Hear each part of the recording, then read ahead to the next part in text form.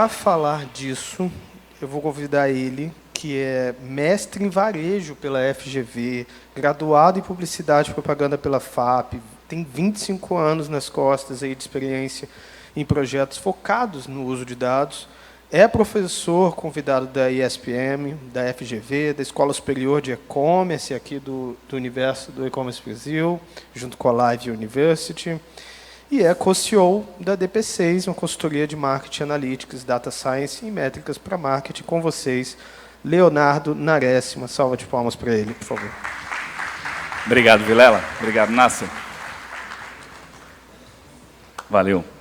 Boa tarde, pessoal. Tudo bom? Vocês viram que minha formação é um pouquinho camaleônica, né? Então, sou programador, que virei publicitário e depois, né, mestrei em varejo, né? Por isso que a gente está fazendo todas essas conexões aqui. Deixa eu aproveitar e fazer uma pergunta aqui. Quantos aqui são dessa área de TI e dados, propriamente? Legal. Mais até do que eu esperava no mix aqui dos eventos de e-commerce, né? Muito bom. Então, a gente está falando, estamos no lugar certo para falar de um assunto nerdês, né? Um assunto técnico, mas que eu fiz questão da gente tentar fazer uma ponte, né, que essa é a minha vida nesses últimos 25 anos, já denunciaram a minha idade, né? Fazer essa ponte entre o que é o negócio e o que é a parte técnica para a gente destravar alguns assuntos, né? E o assunto que a gente vai tocar aqui hoje é inteligência artificial. Né? Como já foi introduzido, inteligência artificial está mudando muita coisa. E não é só na indústria, é na sociedade como um todo. Né? E por que a gente está vendo, né, tudo isso acontecer, talvez nessa velocidade, com toda essa preocupação? Esse levantamento aqui foi feito o ano passado, né, e mostra um pouquinho do impacto econômico que a gente vai ver de inteligência artificial em vários segmentos. Então, em várias áreas da sociedade como um todo, né, varejo até desponta ali como uma das áreas com maior impacto econômico, ou seja, maiores variações aí no que a gente vai entregar de resultado para as empresas a partir de AI.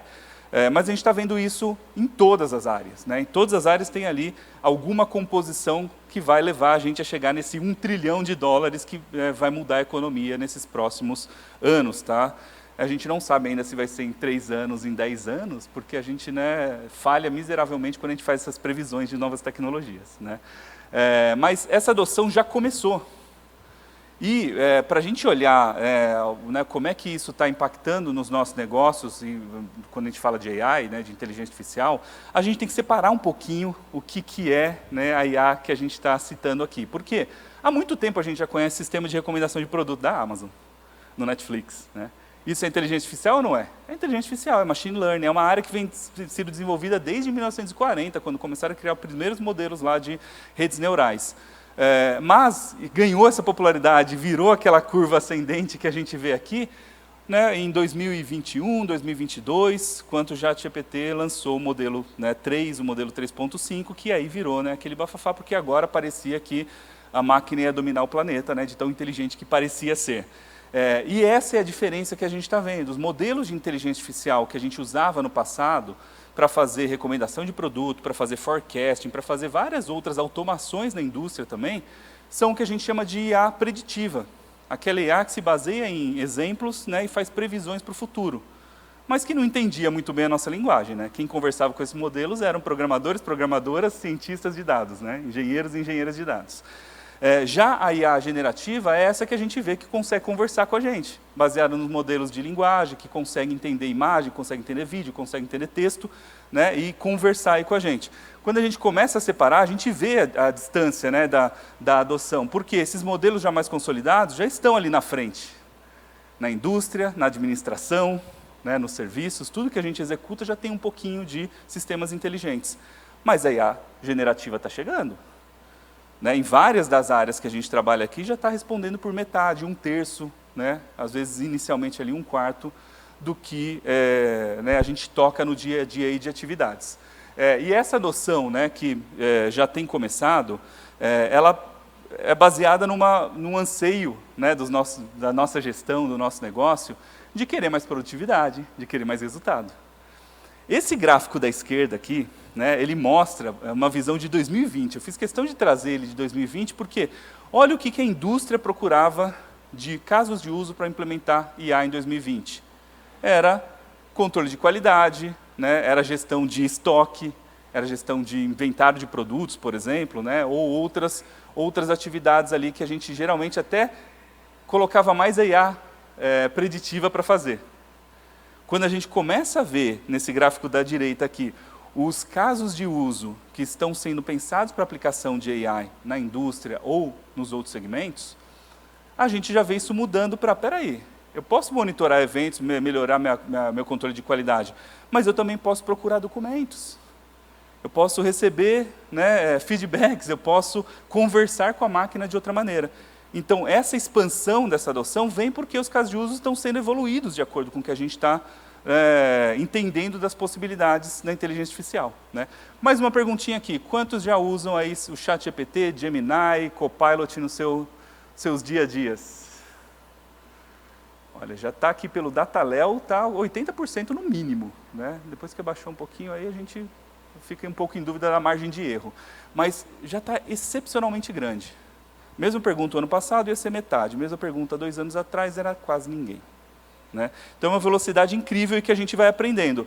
Esses benefícios já estão, né, começando a ser percebidos e, vamos dizer assim, avaliados como positivos na indústria. Né? Esse estudo aqui do estado do uso de AI na indústria, né, ou na fabricação de produtos aqui, mostra que benefícios percebidos e casos de uso aqui já estão bem mapeados. Eficiência, produtividade, né, enfim, qualidade e outros ganhos que a gente pode ter.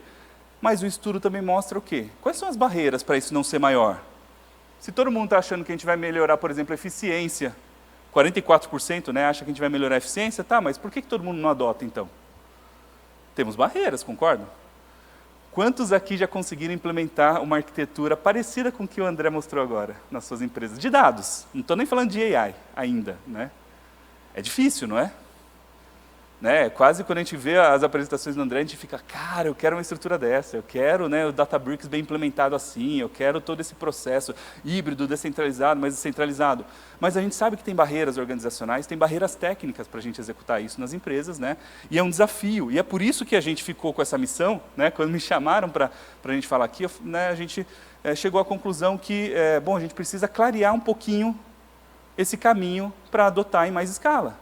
Porque aquilo que vocês estão fazendo hoje em dia, que a gente está fazendo hoje em dia, com o ChatGPT, né, às vezes até escondido, às vezes sem governança, né, para melhorar textos do nosso dia a dia, ou para algumas atividades que a gente já fazia, eles precisam hoje de uma escala, precisam disso, de uma adoção oficial, precisam de governança, precisa estar linkado com todo esse lake house do André. Né, que é a pontinha final que ele colocou ali no modelo, que já começa, né, a mostrar aí que tem potencial para a gente ligar esse passo a passo. Agora, falamos aqui que a previsão é difícil da gente cravar, né, se é daqui a 3, 5, 10 anos da evolução. Né, mas consultorias são especialistas em fazer previsão. Né, e a BCG trouxe aqui nessa análise que o resultado que a gente pode ter nos primeiros anos vai ser muito ainda desafiador, por conta de tudo que a gente tem que fazer de evoluir nossa maturidade de tecnologia, evoluir nossos processos. Mas o ganho nesses 2 primeiros anos em resultado pro negócio já está mapeado. E o que está mapeado nesse estudo da BCG mostra que o que a gente tem feito hoje, ou enxergado de casos de uso para a inteligência artificial, principalmente a generativa, vai impactar principalmente o fluxo de receita, trazer mais receita para as empresas, através de campanhas de marketing melhores, através de posicionamentos melhores na cadeia de distribuição ou de produção, ou seja, né, algumas vantagens aí que vão trazer mais negócio para as empresas. E na sequência, né, custos e produtividade, eficiência, vão trazer para a gente, né, alguns desses resultados. Tá? Agora, de onde que vem esses resultados? Vamos contar um pouquinho de história boa aqui sobre isso e quem já tem feito, né, alguma coisa nisso. Olha esse caso aqui que foi publicado pelo Centro de Pesquisa da Toyota. Né? A Toyota acelerou a prototipação de veículos, colocando inteligência artificial para fazer a cola entre a engenharia e o design de carros. Por quê? Era um fluxo que ia e vinha e tinha que, olha, peraí, você fez um design que não é aerodinâmico. Você fez um design que não respeita a minha limitação aqui de torque. E aí a inteligência artificial que consegue avaliar a imagem, né, e critérios mais técnicos, critérios mais avançados ali dos dados, né, da engenharia, conseguia fazer essa ponte para eliminar essas idas e vindas. né? Então, conseguiram chegar no modelo que economizou muito desse processo. Tá? No linkzinho, depois vocês vão ter acesso ao material, quem quiser, né? A gente envia todos os links aí, mas vocês vão ver que, né, isso vai melhorando. Agora, vamos falar de algo mais próximo do e-commerce. Esse caso aqui mostra uma otimização feita com inteligência artificial mais direta em relação ao que a gente já vê na hora de colocar nossas campanhas, nossos negócios para vender, né, na internet. Esse caso aqui é de uma empresa chamada 55, que fez no Reino Unido uma campanha, que gerenciava as campanhas, né, dessa empresa chamada Solomon, que é aquela de produtos de aventura, né, e que tinha a seguinte hipótese para testar. Eu tenho uma base aqui de 700 SKUs, e eu não tenho tempo de ficar olhando para cada um dos SKUs qual o melhor posicionamento de cada produto na hora de fazer minhas campanhas de varejo, minhas campanhas de shopping, aquela que vai no Google Shopping, aquela que já vai com textinho, preço e tudo mais, que é um dos principais investimentos do marketing digital, né, para quando a gente fala das áreas de e-commerce, da indústria, né, e afins. E a hipótese era, será que a gente não consegue colocar um modelo mais inteligente para fazer isso mais rápido para a gente? E colocaram um modelo de inteligência artificial para reavaliar todas as descrições. Mas estava errado as descrições? Não estavam. Era o nome do produto. Mas espera aí, quando a pessoa está procurando uma jaqueta para inverno, talvez ela não esteja procurando só pelo nome do produto. Ela quer algumas características. Jaqueta, né, insulada, né, daquelas que têm isolamento térmico e afins. E algumas dessas características deveriam estar no título. E algumas coisas deveriam estar mais lá no fundo. E a inteligência artificial consegue entender qual que é o principal apelo de cada produto. Colocaram esse feed para otimizar e republicaram. Em semanas, o resultado foi de 83% mais de receita. Sem mexer em tipo, olha, eu parei de fazer essa campanha, mudei o mix de produto. Não. Eu fiz a inteligência artificial corrigir os textos que estavam no feed. Quantos aqui usam feeds? Ou processam feeds de dados perto de marketing? Temos uma pessoa ali que está próxima desse tipo de campanha. Já é um caso, né, para aplicar. Ou seja, né, a inteligência artificial vai além da gente colocar isso na fábrica, ou de colocar no processo produtivo igual da Toyota. A gente pode colocar no finalzinho dessa ponta, né? Esse caso da BCG, para um cliente deles, foi de otimização de 50% do tempo de atendimento no call center, só fazendo a inteligência artificial processar o que o cliente estava pedindo, e mais rápido do que o atendente pesquisar, já dava um input para o atendente falando, olha, essa pessoa aí está com esse problema. Aqui tem algumas soluções. Ou, né, sugere aqui essas alternativas aqui. O ser humano é dispensável? Não. Tem um aspecto ali do relacionamento e tem um aspecto de guiar ali o entendimento que a inteligência artificial, a gente sabe que, né, às vezes vacila bastante. Mas chegaram, né, nesse mega resultado de eficiência, tá? Diminuir para 50%. Esse outro estudo de caso aqui é de uma ferramenta que trabalha do lado do marketing, do varejo, fazendo a criação de conteúdo, que é próximo do que a gente faz no nosso dia a dia, né? Criar um post para o LinkedIn, corrigir um e-mail, né? Tem gente usando até na pesquisa acadêmica isso, né? Com algum cuidado, e muito cuidado, pelo amor de Deus, pessoal. Né? Ou seja, produzir conteúdo com modelos de linguagem, né? Com toda a agilidade que a gente tem hoje, né? Com inteligência artificial. Essa ferramenta ela consegue fazer o processo completo. Você discute com a plataforma qual que é o briefing da marca, o posicionamento, o segmento do produto, os desafios. Ela sugere posicionamento, sugere a criação, desenha as peças, vídeo, né, texto, áudio, tudo mais, e com um botão você já publica lá nas ferramentas. O que isso traz ou trouxe já de resultado para essas marcas que eles colocaram como case? Velocidade, escala e custo. Isso é o mínimo que a gente espera de uma inteligência artificial, né? O mínimo que a gente espera de colocar robôs nas nossas empresas, que façam mais rápido, mais barato, né, e com menos erros. Ou seja, né, a gente está vendo ali, diminui até 50% do custo de produção na Unilever, produz 40 mil anúncios em poucos dias, faz o tempo de entrega dos anúncios ser mais rápido, né, do que um processo manual. Mas não é só isso. Por quê? Se a inteligência artificial consegue entender melhor o que é importante para aquela campanha, como nesse caso do feed da Salomon que a gente falou, ela faz anúncios com mais qualidade. Anúncios que passam no crivo de aprovação, por exemplo, da Unilever, nas ferramentas de auditoria criativa que eles têm, né, com notas melhores. Ou que geram mais ROI, mais retorno do investimento, né, no caso dessas campanhas da UG, que é aquela marca de de botas, de calçados de inverno, gera mais resultado. Porque a inteligência artificial não só fala coisas bonitas, né? Ou concatena boas mentiras. Se você der bons insumos, a inteligência artificial pode fazer coisas além do que a gente está acostumado a fazer, né? Só que quando a gente começa a falar nesse caso, parece que tudo são flores, né? Quando a gente fala em inteligência artificial, uma vez eu fiz uma conversa dessa com o time, e o time falou assim, mas todo mundo está fazendo isso, o que mais tem para a gente fazer? Se a inteligência artificial já está pronta para isso, né, por que a gente está aqui discutindo? Mas espera aí, não está pronto. Um monte de gente aqui já está usando o ChatGPT. Quantos estão usando com escala e já adaptado aos seus fluxos oficiais de trabalho? Já tem alguém aqui que já adotou isso extensivamente? Ou nas suas empresas como processo padrão? Esse é o desafio que a gente está agora. Sair do pilotinho, do teste, para aquilo que vai mudar o coração da nossa empresa. Né? Sair daquele data warehouse inicial para aquela estrutura que o André acabou de mostrar aqui. Algo mais, né, organizado, governado e afins. A AI também está passando por esse momento. Mas ela traz desafios e problemas enormes. Não é só benefício. Ela carrega viés e preconceitos. Ela é treinada com o que falaram na internet. Se a internet está cheia de ódio, o modelo vai replicar isso. Ela traz problemas legais, problemas de propriedade intelectual. Aquele texto que você gerou para publicar, de quem que é a autoria? É sua ou do modelo? Ou de quem criou o conteúdo que foi usado para treinar o modelo? Isso é um problema que alguns estão resolvendo, né? Microsoft e Google, por exemplo, já correram para dizer que se qualquer usuário dos serviços pagos deles de IA tiver algum problema, eles bancam o processo legal. Porque eles já estão cientes de que isso é um entrave para a gente resolver, né? Também tem o problema de ser impreciso. Todo mundo que aqui já teve alguma experiência com o ChatGPT já viu quanto de abobrinha ele pode falar, né? Alucina, né? Erra, né? Tem imprecisões, tem problemas aqui para a gente trabalhar. Tem um custo ambiental gigantesco.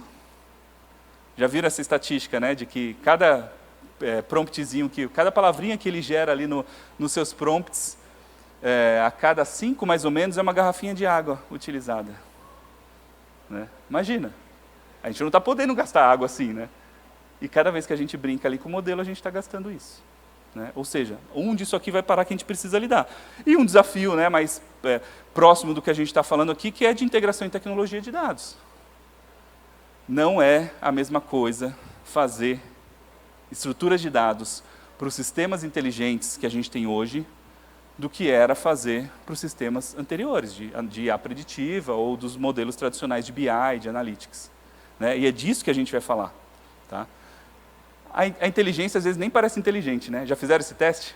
Pede para o ChatGPT contar quantos R's tem na palavra strawberry, né? Morango em inglês aqui. Ele vai errar. Vai falar que tem 2. Aí você insiste e fala, tem alguma coisa errada, você não está vendo. Não, eu acho que é 2. Separa as letras e conta. Eu estou vendo só 2. Aí você fala, né? Tipo, não, peraí, deixa eu contar um por um. Ah, obrigado, agora aprendi. Ele pelo menos foi educado, né? Esse é um problema tão crasso que a OpenAI começou a desenvolver um modelo novo chamado Projeto Strawberry, que agora está em preview, que é o modelo O1, que já endereça raciocínio crítico e quantitativo de uma forma diferente. Tá? Já faz um mapeamento do problema antes de colocar sua resposta, e isso já está resolvido no O1 Preview, não no mais popular, que é o ChatGPT 4o, por exemplo. Tá? É por isso que a gente precisa aprender a domar, gerenciar, criar as estruturas que vão alimentar os modelos. Porque se for para a gente ter medo do que a inteligência artificial vai criar e não publicar, né? Então é melhor não usar. Se apresenta um risco para as nossas pessoas, para a nossa empresa, para a nossa marca, para o nosso ambiente, espera aí, tem alguma coisa que não dá. Né? Se não traz... Então a gente precisa trabalhar isso e precisa governar isso de alguma maneira. E é disso que a gente, né, vai explorar profundamente aqui nessa próxima sessão. Antes que seja tarde demais. Por via das dúvidas, peçam por favor a cada prompt. A gente nunca sabe quando esse canete vai dominar e provavelmente, né, aqueles que pediram por favor vão ser poupados, né, e poupadas. Então, vamos domar. Mas não é só domar, não é só controlar, porque domar parece que a gente limita, né? É otimizar o uso da IA, é fazer com que ela faça mais, fazer com que ela não responda só coisinhas bonitinhas de texto, né, que a gente está acostumado. é fazer com que ela gere mais resultado para a nossa empresa, fazer com que ela gere informações que parece que foi gerado por uma equipe de 20 pessoas trabalhando incansavelmente por semanas. É isso que a gente quer da inteligência artificial, que seja realmente inteligente, né? Como é que isso funciona? O processo de usar e trabalhar a inteligência artificial tem duas pontas aqui, né? Uma que é os dados entrando dentro do modelo, que é o processo que a gente chama de treinamento do modelo, e a gente fazendo prompts ou dando comandos para o modelo, e gerando as respostas ali que a gente quer, né? Quando a gente pensa em fazer esse novo, né, trabalhar nesse novo contexto, nesse novo cenário da inteligência artificial, né, a gente está falando de 3 oportunidades de melhorias aqui. Ou a gente coloca melhores dados dentro do modelo. Imagina, a gente filtrar a internet inteira só para ter os melhores, não para ter aquele dado que é impreciso, aquele que é ódio, aquele que é, né, duvidoso. Se a gente colocar para o modelo treinar de uma fonte muito confiável, muito precisa, né, e que responda e que tenha tudo o que precisa para responder nas perguntas, é o que pode melhorar o modelo. Né? Nas primeiras versões do ChatGPT, ele trabalhava com dados de 2017. Né? Não adiantava nem fazer algumas perguntas mais avançadas ali, que ele não conseguia, né, concatenar algumas novidades. O que mais que a gente pode fazer? A gente também pode fazer perguntas melhores. Tá? Vocês vão ver no mercado muitas técnicas dessas e muitas possibilidades de otimização de prompt. É o que a gente chama de engenharia de prompt, design de prompt. Né? Forneça contexto, né? Traga uma persona, desenhe né, todo um encadeamento para isso acontecer. É uma oportunidade que a gente tem também de melhorar. Mas só isso não. Dá para a gente fornecer mais contexto, mesmo que a pessoa não dê o contexto. Né? Imagina os usuários do André. Estão lá perguntando, qual que é o forecast de vendas desse produto?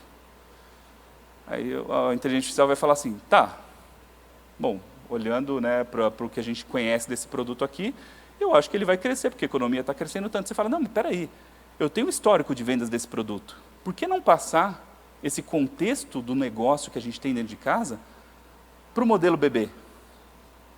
Para falar para o modelo não viajar na maionese. Falar assim, ó, os dados de produto estão aqui. Você vai me responder? Consulta e valida. Não vai pesquisar, porque se você pesquisar hoje qual que é o faturamento de algumas empresas no ChatGPT, ele vai responder um monte de abobrinha. É interessante como ele concatena coisas, né, que não fazem sentido. Então, a gente tem essas 3 oportunidades de melhoria.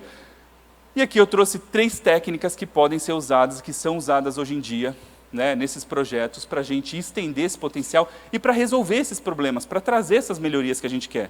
A primeira, a gente até cantou a bola, que é a mais acessível. Coloquei em primeiro por causa disso.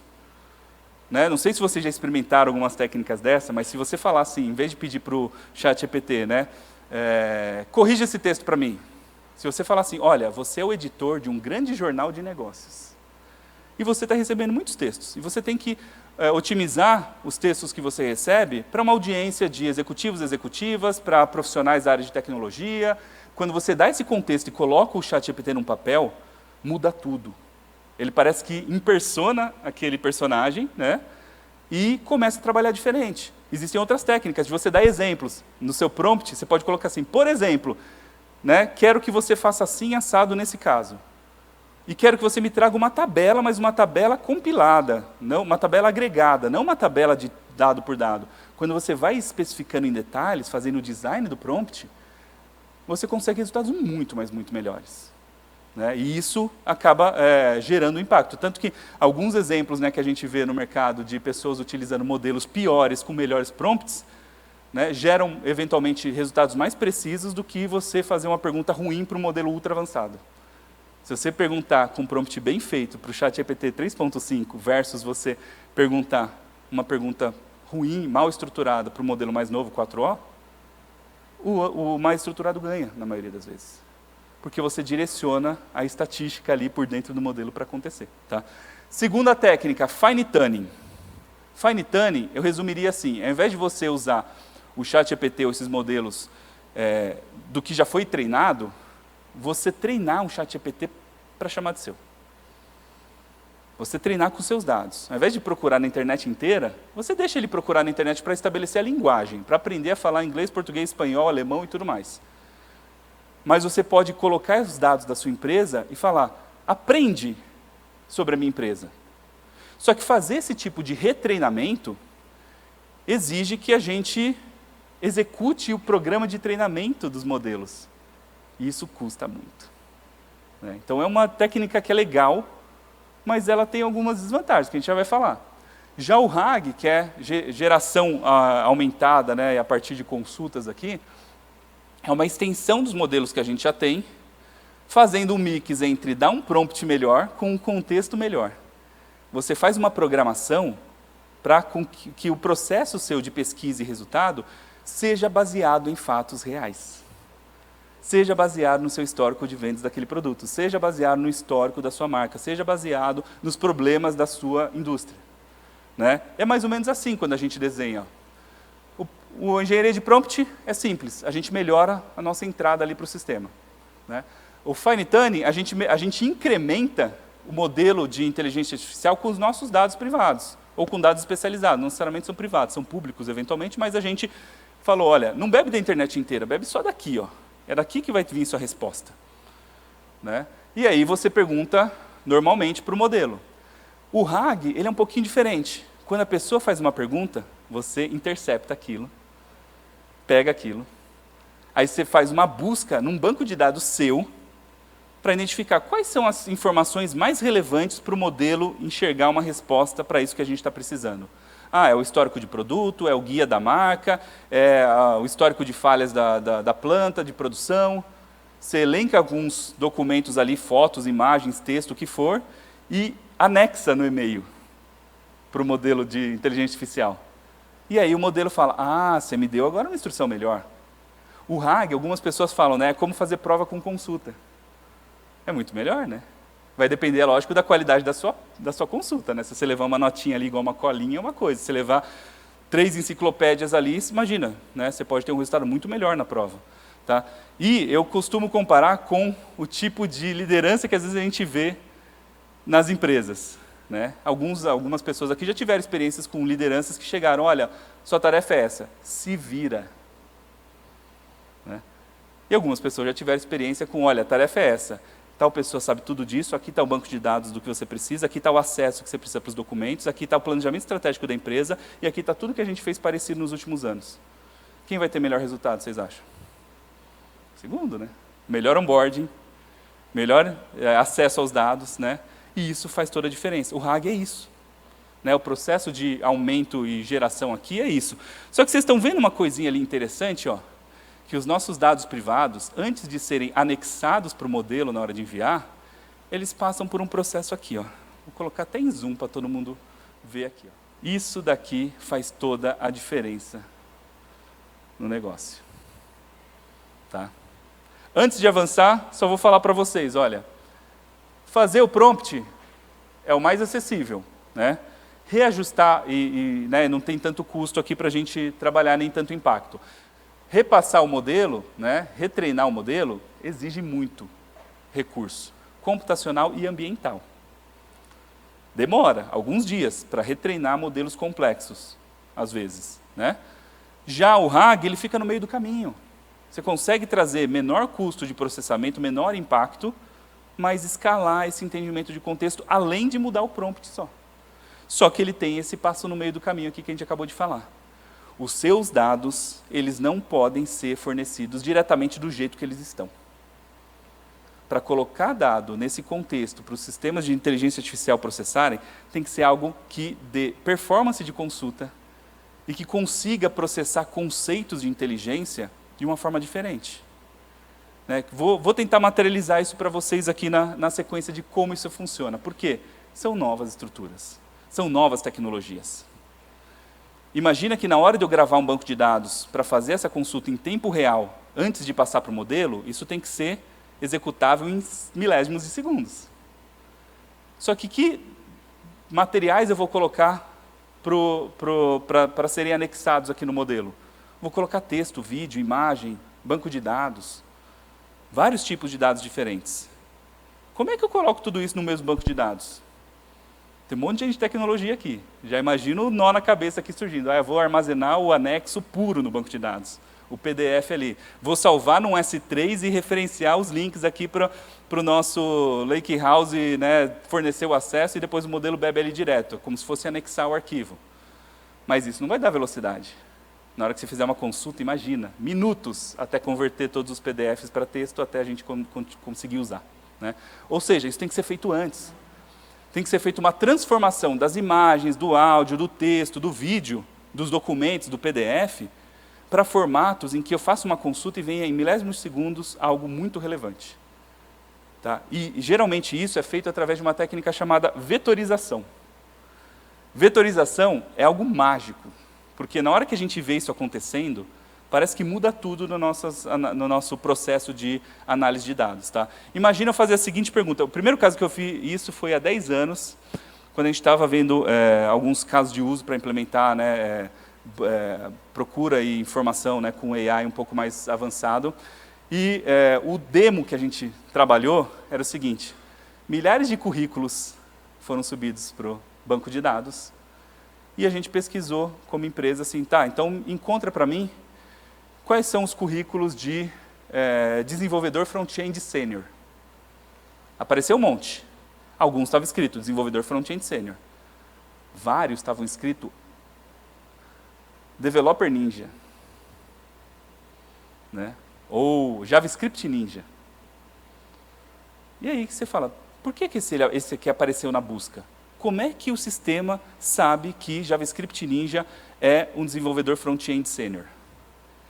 Fazer essa ligação do conhecimento do contexto e do que realmente significa cada palavra, cada vídeo, cada texto, é o que o vetor faz, a vetorização faz. Existe um processo chamado embedding, que você coloca múltiplas dimensões associadas a cada pedacinho de informação que você encontra no documento, múltiplas dimensões mesmo. Uma palavra pode ter 50 dimensões.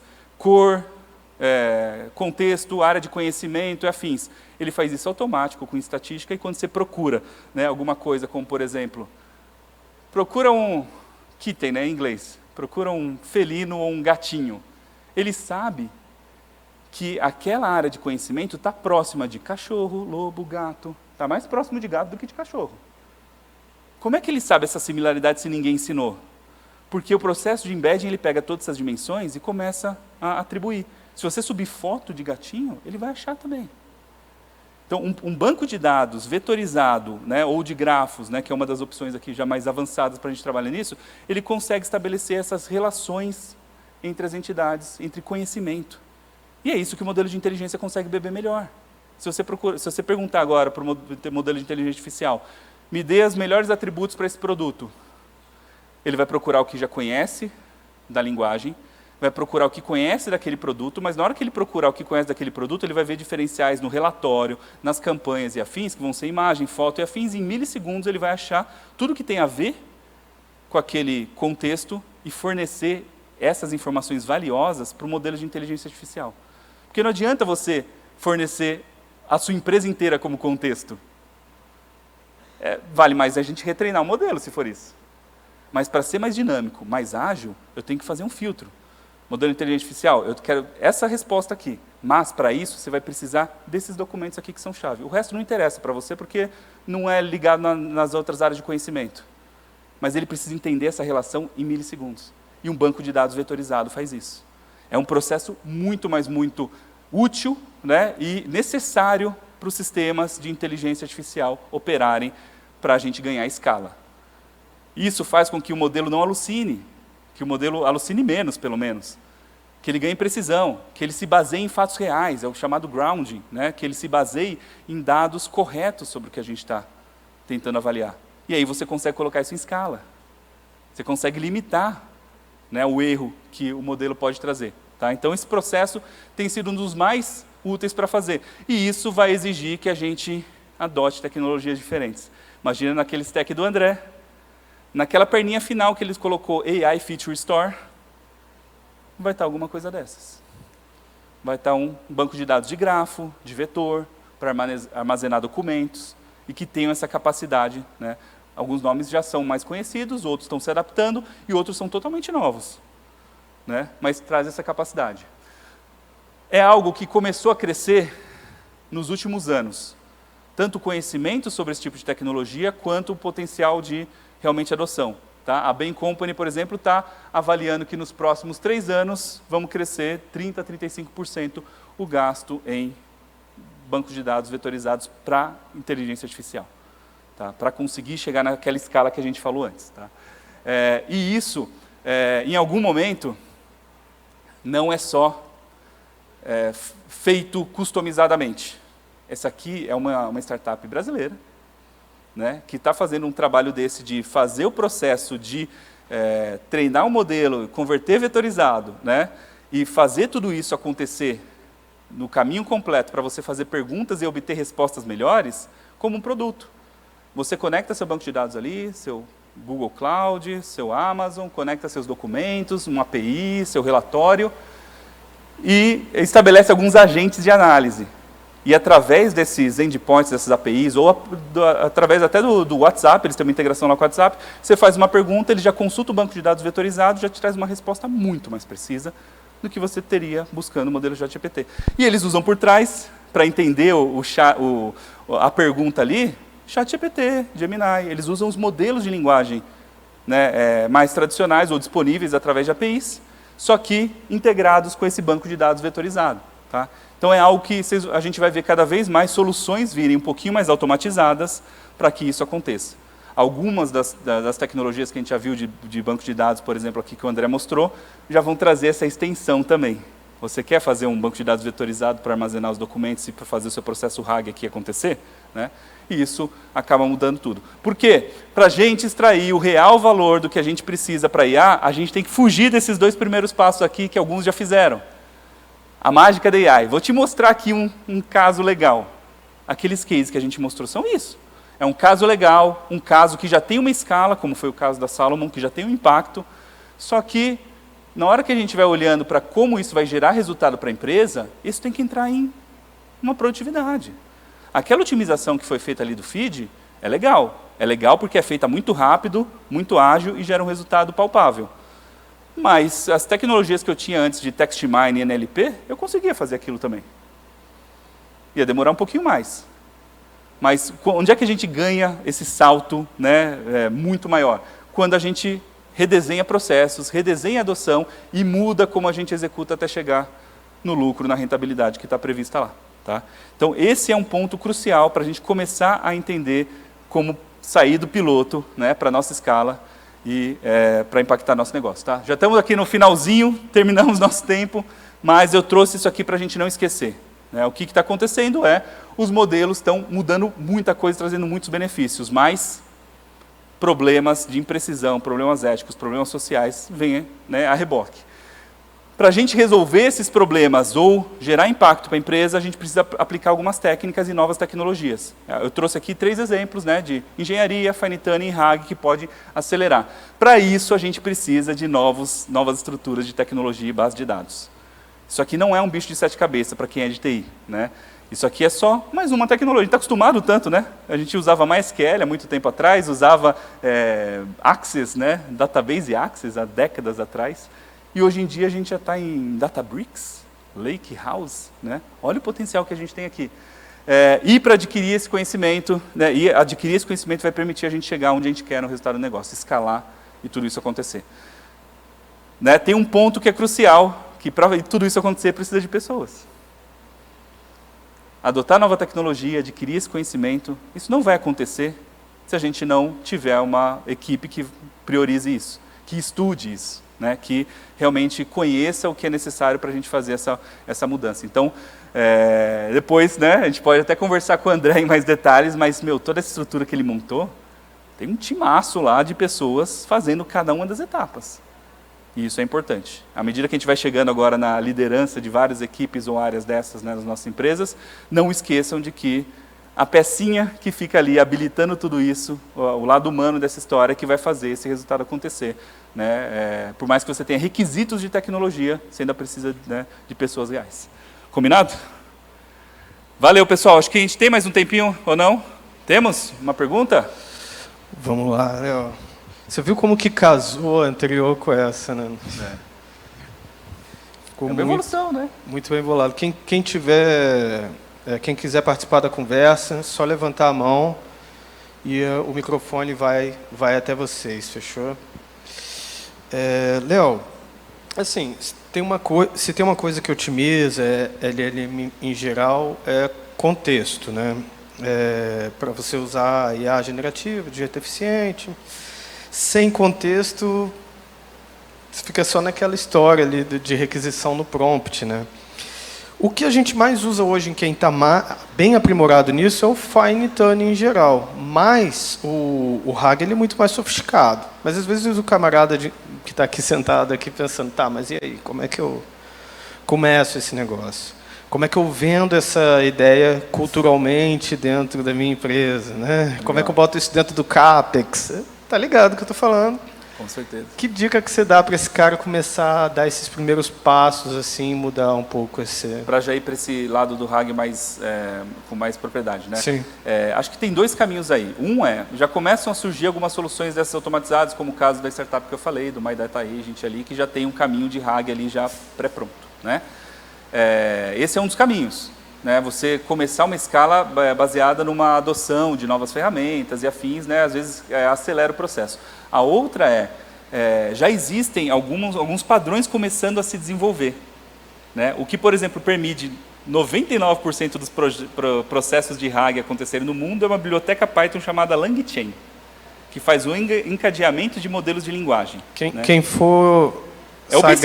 Quem for sagaz vai anotar agora, né? Já vai anotar, LangChain, tá? E é um ecossistema, porque tem LangChain, tem LangSmith, tem várias ferramentas, né, dessa biblioteca em Python que você usa para processar o prompt, para fazer o grounding, para vetorizar, para chamar as bibliotecas de vetorização, para acessar o banco de dados vetorizado. Tudo isso já está pronto em bibliotecas.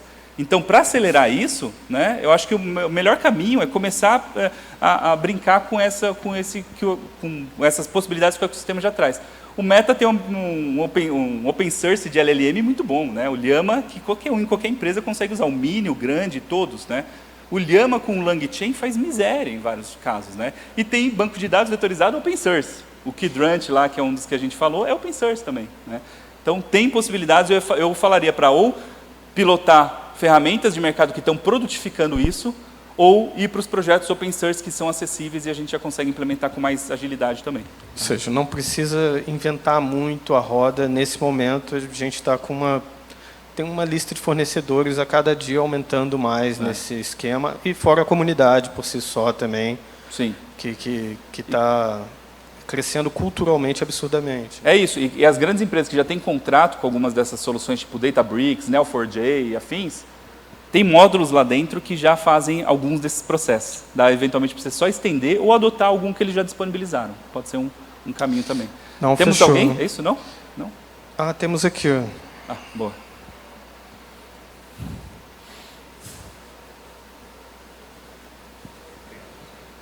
Oi, tudo bem? Olá. Diego aqui.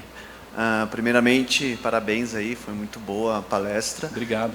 Eu tenho uma dúvida, né? Neste processo de implementação de AI em alguma área, então, por exemplo, eu quero automatizar o N1 da minha empresa SaaS, né? Que geralmente tem ali as mesmas dúvidas e tal, eu vou e faço todo este processo aí que você explicou.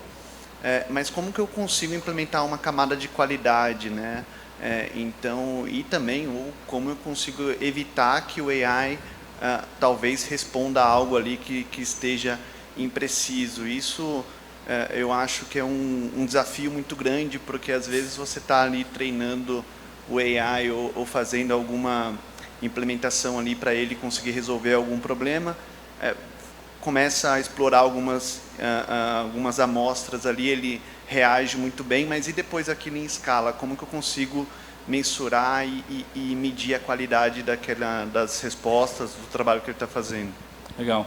Famosa área de segurança. É isso. Não, e olha que legal, já tem métrica para isso. Tem métrica de taxa de alucinação, né, taxa de acerto, quanto você consegue, você quer que o modelo responda no quente ou que ele pense melhor antes de responder. Existem parâmetros nas APIs e nas configurações que você pode fazer para controlar isso e monitorar. Então, o primeiro passo é monitorar, porque se algo acontecer, você vai ter um relatório e você vai falar, olha, a alucinação começou a crescer. Ou seja, né, tem alguma coisa acontecendo aqui nos meus dados que eu tenho que me preocupar. Um alerta desse, no dia seguinte você já tem que parar o modelo, né? Então, existem, nesse ecossistema do LangChain, por exemplo, o Langsmith, que é o gerenciador desses fluxos, ele já tem monitoradores e relatórios para isso, né, para você já acompanhar isso. Mas também existem técnicas para você controlar isso melhor. Tá? Se vocês verem naquela descrição do MyDataAge, que eu uso bastante como referência ali, porque eles têm tudo, né, explicadinho ali na página, eles usam um conceito que ficou muito popular, né, pelo Sam Altman, pelo pessoal de Stanford também, que é construir agentes de inteligência artificial. Que é você separar as atividades que você tem para fazer com um processo de AI para diferentes perfis de inteligências que vão ter tarefas específicas, né? Então, por exemplo, você separa uma inteligência artificial só para fazer a consulta dos dados e a análise dos insights, e outra só para fazer a validação. E você desafia uma com a outra. Depois que você pega o resultado, você passa pelo agente validador e fala, validador, consulta essas informações e veja se é verdade. E aí muda tudo. Você lembra daquele histórico que eu mostrei sobre o Strawberry, né? As letras? Você viu o que mudou de eu fazer mais 3 perguntas? Ele estava errando. Com mais 3 perguntas ele acertou. Esse é o processo que um outro agente pode provocar na qualidade da sua resposta. Então você faz um agente para processar, outro para entender as atividades, outro para orquestrar, outro para validar. E isso começa a fazer diferença. E aí um LangChain, um processador desse faz diferença, porque você consegue fazer que começa um processo com um prompt simples, ele busca as informações, passa para o outro agente, passa para o outro agente, passa para o outro agente. Não é assim que a gente faz na vida real? A equipe está ali para entregar, um analista faz, o outro valida, né? A terceira pessoa, né, eventualmente faz a validação ortográfica e por aí vai. Então, né, tem caminhos aí para fazer, tanto com as ferramentas quanto do processo para melhorar. E aí isso está tudo nesse assunto do RAG. Porque se você for fazendo o processo, não é um processo só para resolver a busca do dado no vetor, né, via vetor. É a busca do dado no vetor e os passos para chegar na melhor precisão. Há quem complemente isso também, fechando o escopo, né? Fugiu desse raio aqui do universo, ainda mais quem usa muito IA publicamente, direto com o consumidor final. Fugiu do escopo, bloqueia a resposta. Acabou. Para quem usa no modo público, não sei se era esse o quesito da questão, tem gente na indústria aí, marca de sabão em pó, sei lá o que. Falou de uma determinada palavra, falou determinada palavra, dá uma voltinha, tem uma regrinha para o que foge disso e depois você vai otimizando ela com o tempo, né? Você pode, por exemplo, subir via RAG uma base vetorizada de assuntos polêmicos ou proibidos e falar, esse aqui, IA, não entre numa discussão sobre isso aqui. Né? E aí, na hora que você executar a consulta, a IA já sabe o contexto e já sabe que, olha, eu não deveria estar falando sobre esse assunto. E aí ajuda a diminuir as taxas aí de erros e alucinações. Sim, fechou. Mais alguém para falar? Opa, temos lá. Os 2 aqui. Vamos aproveitar aí, que é a última para a gente fechar com chave de ouro. Legal.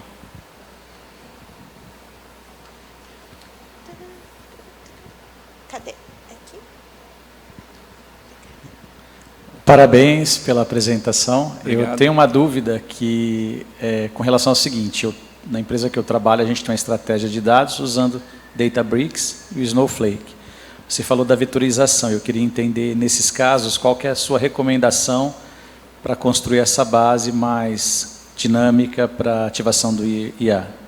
Tá, tanto o Databricks quanto o Snowflake tem opções lá para trabalhar com grafos e vetores. Tá? O Databricks, por exemplo, se você acessar o site lá, procurar soluções de ENA, eles têm lá banco de dados vetorizado, tem, né, processos para ligar uma coisa na outra. Então, já tem esses módulos lá. Talvez não estejam no contrato atual, mas, né, é algo que é conversável.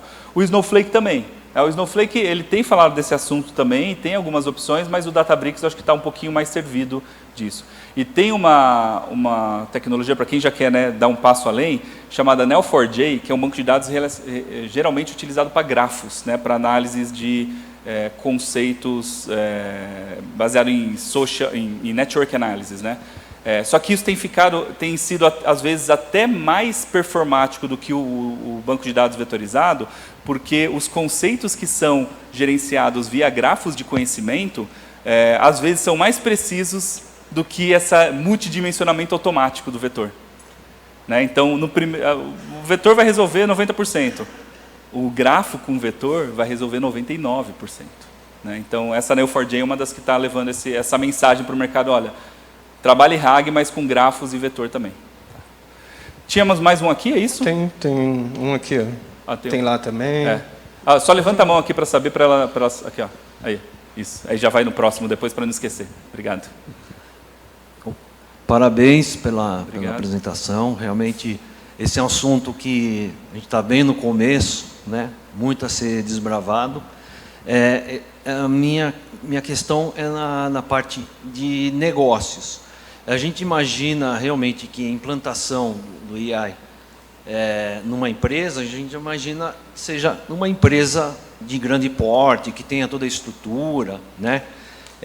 Queria saber sua opinião para pequenas e médias empresas, na implantação disso, até como você falou do planejamento estratégico, daí você ter um budget mais assertivo, a experiência e a caminhada para se chegar a isso requer muito investimento. Eu sou da área financeira, controladoria, e também ligado um pouco com TI. O investimento é pesado realmente para se chegar e implantar isso na rotina, e voltando um pouco com relação a ter essa oportunidade com pequenas e médias empresas. Legal. Obrigado. Muito bom. Obrigado você pela pergunta. Hoje, as grandes empresas de tecnologia que estão oferecendo isso para o consumidor final já estão se preparando para essas ofertas para todo mundo, para ser escalável para todo mundo. Então, hoje você consegue contratar ChatGPT Plus, o Gemini do Google para a Google Cloud ou para o seu Workspace ali, para a sua ferramenta Gmail, Slides e afins, né? E na Microsoft também com Copilot. Só que se vocês forem analisar financeiramente, dobra o seu custo de ferramentas de colaboração. Você pagava para ter Gmail, Drive e afins X dólares. Você vai pagar o módulo de AI para ser seu copiloto ali nesse processo, seu custo vai ser o dobro, né? Tem que fazer o cálculo na empresa para ver se a produtividade ganha compensou esse custo, né? Porque se a gente usar ali de vez em quando só para tirar uma dúvida, é melhor continuar usando o Google de graça, né? Agora, se o nosso processo da área comercial, da área de marketing, de vendas, fez com que a produção de PPTs caísse de horas e dias para minutos, talvez valha a pena os 19 dólares, 29 dólares, 39 dólares que a gente vai contratar ali. Isso para ferramentas já estabelecidas no mercado, como essas, né, dessas Big Techs. Para fazer esse treinamento customizado e afins, se você tem alguma equipe de tecnologia especializada, não é um bicho de 7 cabeças, com essas bibliotecas Python e afins, né? Mas também tem essa opção desses produtos, né? Porque esse exemplo que eu dei do MyData é acessível, acessa lá o site, você vai ver que né, dezenas, centenas de reais, e você já começa a fazer um fluxo desse RAG, por exemplo, para atendimento, enfim, resolver dúvidas do produto e afins. Então, hoje, não dá para dizer que isso é só para as grandes empresas. Para as grandes empresas, vai ser criar aquela mega estrutura do Lakehouse integrado com vetor e afins. Aí você vai precisar realmente de uma especialidade para aquilo. Mas hoje dá para a gente dividir entre ferramentas de colaboração e produtividades que podem ser adquiridas com as grandes e ferramentas que já começam a surgir de automação para pequenas e médias também, que faz sentido, né? Aquela que eu mostrei, tanto a My Data Agent quanto a Pencil surgiu em 2018, 2019 e era totalmente focada em pequenos e médios negócios. A maioria dos cases que eles fizeram até 2020, 2021, era só e-commerce pequeno. Quando eles lançaram a versão Pro, que tem controles corporativos de governança, aí eles foram para as grandes empresas, para a Unilever, para a UG, para todas essas. Mas os casos que estão lá, dos primeiros anos, é só pequena e média. E você pagava 39 dólares, 59 dólares, 119 dólares para os modelos mais complexos lá e funcionava. Então, acho que está mais democrático, acho que isso está legal, uma boa notícia, né? Legal, obrigado. Valeu. Léo, primeiro, parabéns pela apresentação, super completo. E aí, minha dúvida, eu vou trazer ela mais para o campo do marketing digital, né? Hoje, a gente tem contato com grandes empresas que têm operações super sofisticadas, investem milhões de reais na mídia, mas ainda sofrem com problemas básicos de coleta, de GTM mal configurado, ou até mesmo de não ter data layer, né?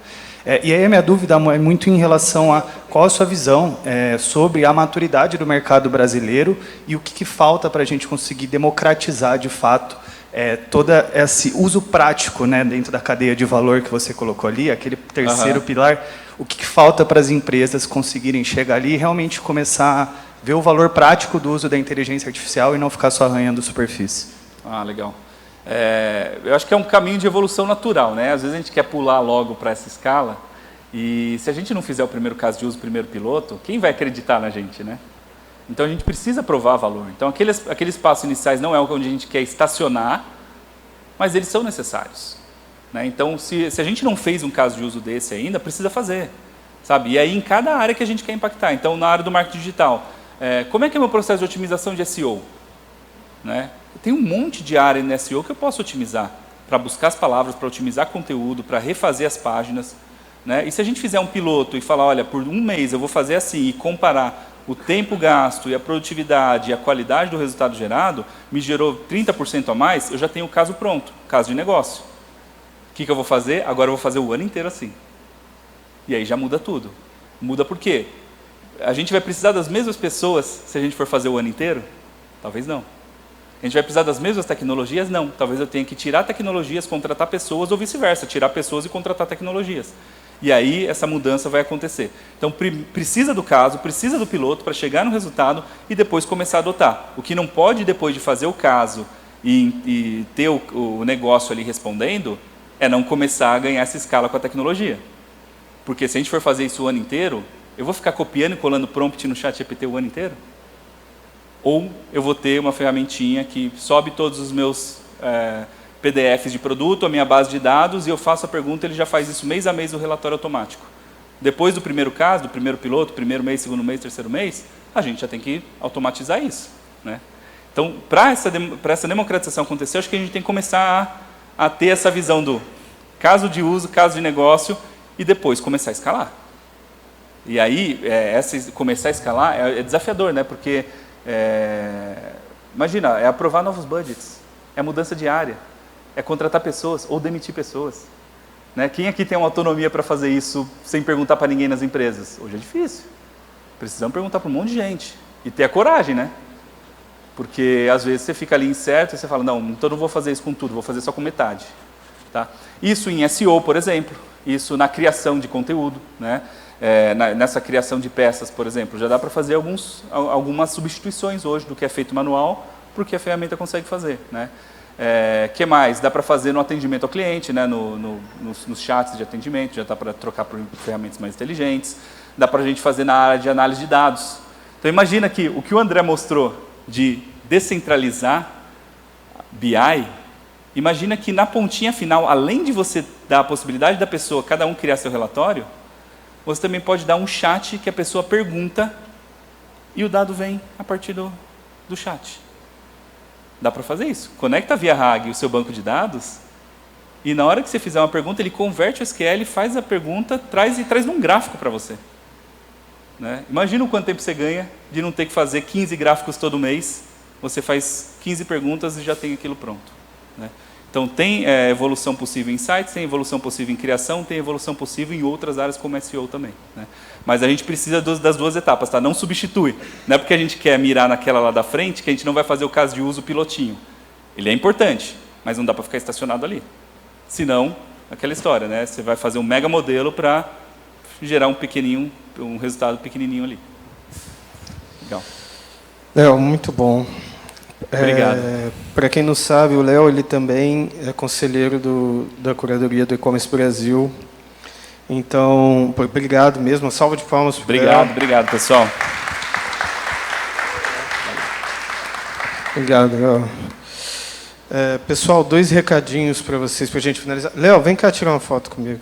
Deixa eu te fazer um convite também. Lá você teve que ir embora. Você é de casa, então fecha o palco comigo aqui. Ah, pode deixar. 2 recadinhos. Vai ter o Amir Klink agora, às 16 horas, no auditório de vendas aqui do lado. Então, para quem tiver interesse, às 16 horas. E vamos ter o coquetel, que vai até às 7 horas da noite. Então, dá para vocês, para quem puder, ter aquela relaxada no final do dia.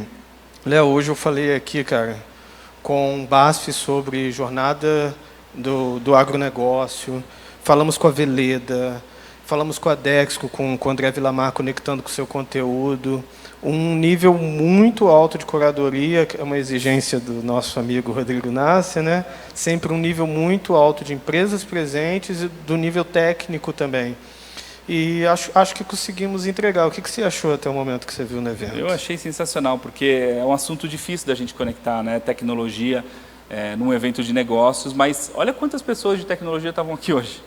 Né? E se a gente não e desce... é um nicho do nicho, é né? nicho A gente nicho. sabe que... Mas se a gente não aprofunda essa conversa, né? Onde que a gente vai aprofundar? Né? Então a gente precisa ter as possibilidades. Eu acho que o E-Commerce Brasil traz nos fóruns justamente essa setorização que permite a gente chegar nessa profundidade. Sim. E eu acho que a gente tem que explorar mais.